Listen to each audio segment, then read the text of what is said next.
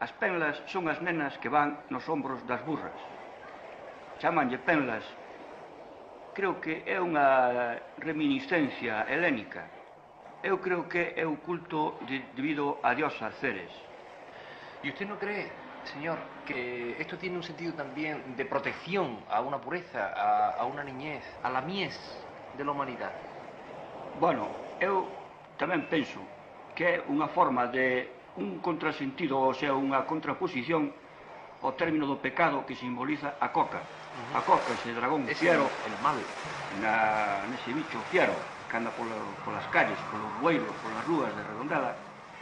E as penliñas, que como lle chama o pueblo, non lle chama penlas, chamalle penliñas, con máis cariño, máis agarimo, é a pureza angelical que todos tratamos de defender.